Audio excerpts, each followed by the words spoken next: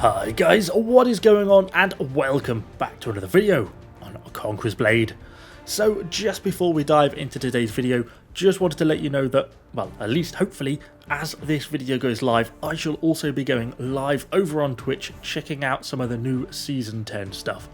Initially just to see what the community managers are doing, but then we will actually be getting into the test server, into the PTR ourselves, to actually see what the new units are like, test them in some battles and see how they stack up. So do come over, say hello, ask any questions you've got about Season 10 and I'll do my best to answer them. So I thought we would go back and have a little bit of a Shenji revisit, or Imperial Grenadiers, or whatever they're called, the tier 5 musket unit. We obviously have done a video on them already, but last time we looked at them I was really just trying to get them ready for the video. You know, they'd just been released, I was kind of rushing through them, and really I was playing them for footage more than playing them just to enjoy them. And so I've kind of been looking for a little bit of an excuse to go back and actually give them a little bit more of a more playstyle, a few more games, have a few more grenade throws, a few more musket shots with them. And so, well, here we are. They, for me, are one of the more balanced seasonal units we've had. I think actually it's really kind of where a tier 5 unit wants to be. Can be very effective, can be brutal, but also can get cut down fairly easily kind of if you make a misplay. And that kind of leads on to really the two abilities that you get on this. Basically the musket, they're obviously a natural advancement from the tier 4, the Imperial RKBCAs, but they do lose the volley fire. But in return, they get these grenades, which they can throw. Obviously quite effective. But more important than that, or one thing that I've really tried to make use of a lot more this time round, is for 10 seconds after using this order, the unit's shooting speed and accuracy is increased. And actually it's really noticeable, as long as you don't move the unit around. So sometimes it can be almost worth just throwing these grenades, even if you're not really hitting all that much, just to get that, you know, rapid increase in fire and the increased accuracy, which means you really can start to cut down units really quite effectively. So that's kind of really nice, and that's kind of leads me on to the veterancy lines, because there's really two options, and I'm still preferring the top line. In very simplistic terms, the top line is broadly the musket line, and the bottom line is broadly the grenade line. And while there's some really nice things along the grenade line, you know, throw cooldown, nice to have. There's also a increased 15% increased throw damage here. We also get some extra distance and another bit of cooldown. And they are all very nice. But for example, the distance, as soon as you stand on a wall or any sort of high ground, the range that you can get at the grenade throw just goes exponential. So you really don't need any extra distance. The little bit of extra damage is nice, and the cooldown is nice as well, but you don't get that many throws. So I tend to find I run out of ammo between resupply point trips anyway, so for me I feel like the top line is kind of the way to go, at least with my playstyle. They are still fairly fragile. I know they have 7,000 hit points, but they're just not a tercio. It's kind of hard to describe. I know they obviously have slightly lower defensive stats, but they are worse than a tercio than the stats suggest. There's definitely some hidden stats going on here, and it does not benefit the Shenji Grenadiers in the same way that it benefits a tercio. Doctrine-wise, obviously the increased shooting accuracy, a little bit of rate of fire, gotta have. The extra 350 damage against shields and PVs is nice because it applies to the grenade as well. So that means you can almost, you know, double your sort of grenade damage, or significantly increase it at the very least. Makes it really satisfying when you get a grenade thrown into the middle of a unit of stalwarts or something like that. It causes such damage.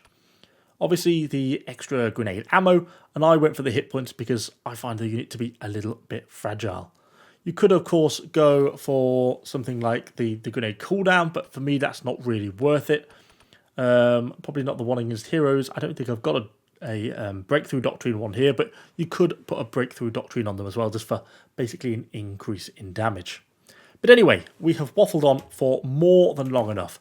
Let's hop into a battle with them now, see how we get on and see what we can do. So I thought we'd kick things off on a little bit of wall fort. I had a bit of a hard time capturing the sea point, but we've just managed to get round and get the supply. It was a bit of a fight, lost my condos fairly early on in it, rather badly, but there we go. Bad Plays is Evo's middle name, but we managed to get the supply point all the same with the help of the team. And so the only unit I've really got left to pull out now are my Shenjis. Not really a classic unit for the C point on this map. Tends to be a large amount of cav, but we are starting to get a good amount of momentum going, so in we go. Trying to get sort of the side flank, well, just because that's kind of the position I'm in. Some stuff starting to come up, few Iron Reapers there, but nothing really close enough to pose any concern. You can see me thinking a little about throwing a grenade, but actually we're getting shot a little bit by some enemy archers, and if you remember what I said on the unit abilities, once you throw that grenade you get that 10-second buff, so long as you don't move the unit. So I don't want to be in a position where I'm going to have to move them for 10 seconds. So it's sort of creeping me closer and closer, but in the end, we go for it. Get the grenade throw. Nice. Then the first volley gets 5 kills, another 2 kills, and now you can see how much quicker they're shooting and how much more rapidly they're picking up the damage here. And there goes a hero kill. They're so much more accurate and so much more damaging. They seem to be safe enough, which is ominous last words, but I decided to go in as a hero. Luckily, it's actually a longbow hero above them, but for some reason their camouflage seems to make them blind to him and he doesn't actually shoot them, which suits me just perfectly. And you can see how rapidly we pick up kills there. Pick up about 40 kills in a matter of seconds. And that grenade throw, the throw itself isn't the damage, it's the 10-second accuracy and rate of fire buff that you get afterwards that really, in my opinion, makes them super effective. So anyway, I go and throw them back on the supply point. And we managed to capture the C point, which is good. So we're now moving on. I decided to effectively call the unit back to me. I was thinking about going around on that side flank, but most of the team was actually just going through the middle. And kind of you can find sometimes people end up a little bit everywhere when you end up capturing a point. Oh, poor musket. So I tend to try and stick with the team with a ranged unit. Anyway, go into some rat and pikemen. Because, hey, why not? Just check where my unit was. They were getting close enough to me, so I just put them onto V mode. Because that was one of the rare moments I actually was calling them to me with double C. And you can kind of see how they stretch out into that long, thin line, which is why I don't normally like using C as a way of moving my units. I tend to always X them around the map. Anyway, pushing on, turn the corner, and oh, there's some palace guards. Where did they come from? Unexpected? Okay, well, we'll do a close range grenade. They do go to charge. I have to use my hero intercept, but it's fine, it works out.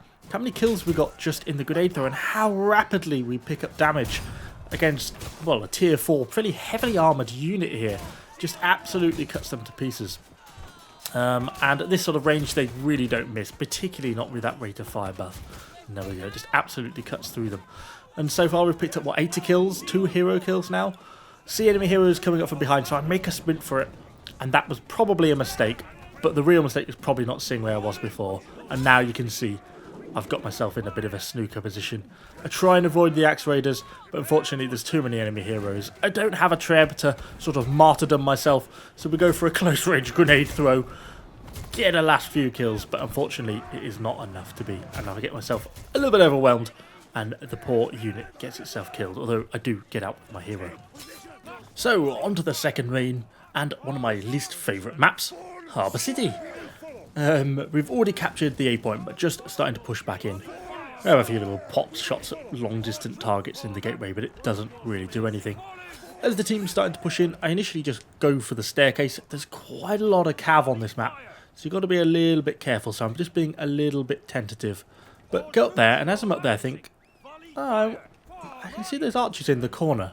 I wonder if... So we're going to set up over here and take a little bit of a look. Position up the shot, go for the throw. Grenades out. Wait for it. Perfect. Completely flattened the full unit. That is so satisfying. One of the most lovely things about these Shenjis is when you get grenade throws against enemy archer units, because it's just so effective in this sort of capacity. And because obviously they can shoot over like that, it just makes them so nice. But anyway, coming back down, we get these outriders coming out. They actually go for my teammates' Namcams, which they pretty well slaughter. We get stuck into a little bit of a hero fight here. I spend a fair chunk of my time on the floor. Unfortunately, get a fair bit of damage from this enemy poleaxe, but it's not over yet. We do finally get to avenge a little bit. was just waiting on some abilities on cooldown, which he seemed to ignore me. So going for a little bit of a bet to Corbin, try and get some of that damage reduction on him. Get him on the floor, wait for him to get up, keep him on the floor, and then with the teammate we can finish him off. In the meantime, the unit has obviously been happily sat on its staircase, blasting away at anything that moves. They are fairly accurate at decent ranges as a unit, so they can be quite effective at hitting things at distance. But anyway, with them there, we pull back to the supply point. Might as well get, well, a small amount of damage healed up, but they've used a grenade throw, so we might as well get that one recharged and all back to restock before we start to push on to that final base point. Because I want to keep this unit with me, and that is my plan. So we pull them back out, start to advance up. I'm thinking obviously that we'll just head up to base and then go from there and start to push out from there. Notice these Scorpio shots coming in. I couldn't quite work out where they were coming from. You can see my slightly confused, like, where's that coming from? Which is why I left the unit there. Then I decided, well, if we push up to this wall, they're not going to be able to hit me there, are they? So just push up. And since there's a nice unit of little shield militia here, it seemed a shame to not throw a grenade at them.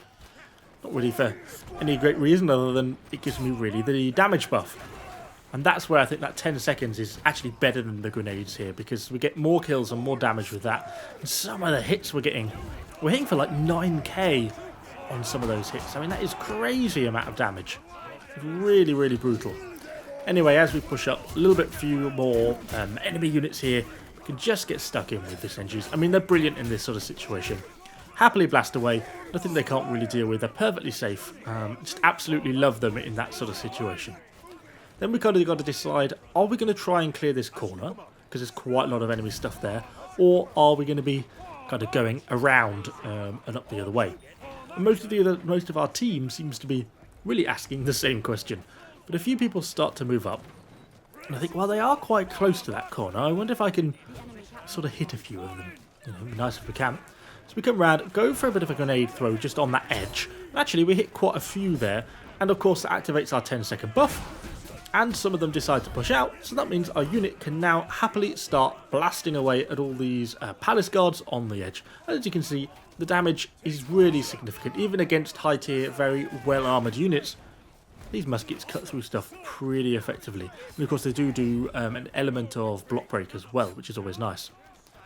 These Fortebraccios start to push around a little bit, so I just take a step back so I've got a little bit more distance to start to shoot at them. Between me and the archers, it's really enough damage that these unshielded Fortebraccios can't really do a lot. If that enemy unit of grey hairs had rounded the corner and charged at the same time, I suspect that would have got me. I don't think I would have been able to get out of the way in time. But with them dead, you can kind of see maybe what I'm thinking here. Looked round the corner, adjusted the unit. Let's go to the back. Wonder if that arc will hit over there. Up we go. Down we come. Ah, lovely. I love this unit for its grenade throws. The arc on the grenades is really ridiculous. It means you can hit over walls like that in that sort of situation. It makes the unit really good fun to play. It does mean I am now out of grenades. We just grab a last few kills on some of those Fortebraccios, but when you consider how many kills we've picked up like 100 kills so far maybe, or at least 80 or so. But since we're out of grenades, I was kind of thinking about what I want to do next, but I think I decided that ultimately, let's just push them back to the supply point, get them restocked, get them re-grenaded, and then we can make sort of a proper final push hopefully on their base point. In the meantime, the team's sort of trying to decide which way it wants to go. It's a little bit split over the two directions. I go and grab myself a heal up. There's a little bit of fighting going on still kind of around this edge, but there's no real easy way of breaking that. They've got so much range there on the other side of that base point, that it's going to make it very, very difficult to really do anything. I was thinking about going out there, but then I realised there's actually a ballista around that corner, so I kind of didn't fancy walking out around there. But really, I want to be getting a grenade and in amongst all that range. There's probably 100 enemy units there, just ranged units.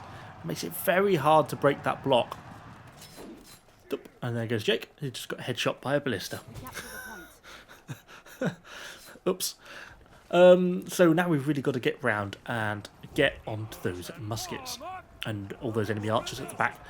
And I do realise that this is probably going to be a little bit of a suicide mission, but we saw how effective those bombs were against that unit of archers from the wall earlier in the match, and that was my logic here. Solo needs to get that grenade throw off. The team gets in with enough units to provide a distraction that there's no melee in front of that enemy range. I go in, I clutch a grenade shot. We do take too much damage in the process and it basically kills the unit, but we do get about 30 kills on the grenade throw. Was it worth it? Probably not, but we did need to try and start breaking that sort of block of enemy range that was in the middle there, and for that it was kind of effective, and if I could have got up closer with a shield unit then it would absolutely have been worth it. But unfortunately that really pretty much killed the unit for this match. But that all goes to make the Shenjis really a very interesting unit, and I think they're really one of the more balanced units we've had in the seasons of late. They are certainly a viable unit, certainly really fun to use, and can certainly have some really impressive matches with them. But equally they can get caught out and killed quite easily, particularly with Axe Raiders at the moment. At the very least, they have to push through the lines and sort of cut them to pieces in seconds. So yeah, I think they're really quite a balanced unit, and I think they've panned out quite nicely. So if you're wondering whether to unlock them, I'd certainly give it a big yes, because they are really a very, very enjoyable musket unit. And if nothing else, it's always worth it just for throwing a musket bomb at an enemy archer unit. Anyway, we shall end the video there. Hopefully you've enjoyed it. Do let me know what you think about the Shenjis in the comments down below. And of course, subscribe to the channel for lots more Conquerors Blade content. Thanks for watching, guys, and I shall see you all on the next video.